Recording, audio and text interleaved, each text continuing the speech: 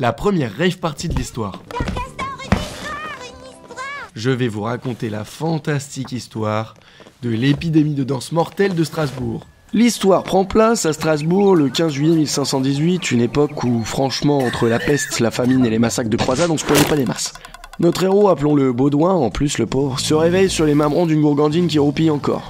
C'est l'été, et depuis 4 ans, les catastrophes climatiques s'enchaînent entre grand froid et sécheresse, du coup, il n'y a plus rien à becter dans tout le comté, l'eau sent la boue, et en plus, il fait super chaud. Mais bon, Bot décide d'aller s'aérer les arpions, enfin ce qu'il en reste à cause de la lèpre qui l'a frappé, parce qu'il veut essayer de choper 2-3 cailloux pour nourrir sa famille, plutôt que de manger le petit qui a chopé le choléra.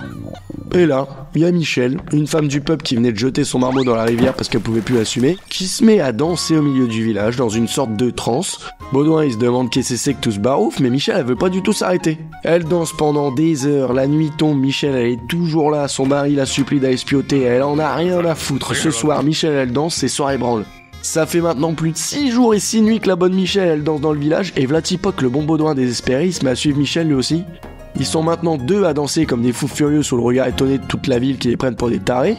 Mais là, jour après jour, t'as de plus en plus de pégus qui se mettent à se dandiner. Le 25 juillet, ils sont une 50aine à les avoir rejoints. Et vas-y que ça se claque les sabots jusqu'à avoir les pieds en sang, les vêtements ils sont imbibés de sueur, tout collé à leur corps. Et ça se dose pas du tout, hein. Les femmes, les hommes, les enfants, ils crient, supplient de l'aide, mais ils peuvent plus s'arrêter. Ils ont les mirettes complètement dans le vague, le visage vers le ciel, et leurs membres sont pris de spasmes, complètement épuisés, totalement en transe. Alors le conseil du village, il se dit bon, on va peut-être faire quelque chose. Et dans le soleil qui tape, ça doit être une maladie liée au sang trop chaud. Et vu que la fièvre ça part avec la sueur, qu'à cela ne tienne, tant mieux s'ils veulent danser, on les encourage avec des troubadours, ils vont suer, ça va partir, et puis c'est marre.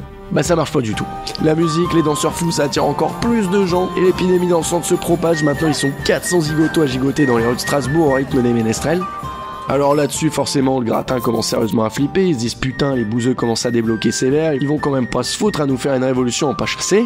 Du coup, ils prennent le problème à bras-le-corps, débarroulent dans le village et amènent tout le monde voir un spectacle en l'honneur de Saint-Guy, celui qui protège les malades qui font des danses bizarres. C'est hyper précis. Finalement, pas de cocher une galette, l'épidémie prend fin quelques semaines plus tard, certains en seraient morts de crise cardiaque, d'AVC ou d'épuisement, et aujourd'hui on sait toujours pas comment expliquer cette épidémie, même si plusieurs hypothèses sont avancées. La plus plausible selon la médecine moderne, c'est que les habitants auraient été contaminés par un champignon, dont le LSD est un dérivé, qui s'est développé dans le seigle et dont l'ingestion provoque des convulsions, des hallucinations et des psychoses.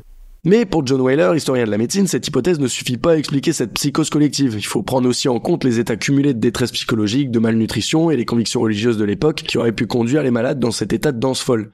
Alors peut-être que nous aussi, impuissants face au changement climatique, aux guerres, au génocide, aux pandémies, on va finir par se foutre à danser jusqu'à ce que mort s'en suive. Voilà mes petits chenapans, c'était la merveilleuse histoire de la première rave party de désespoir dont on a des traces.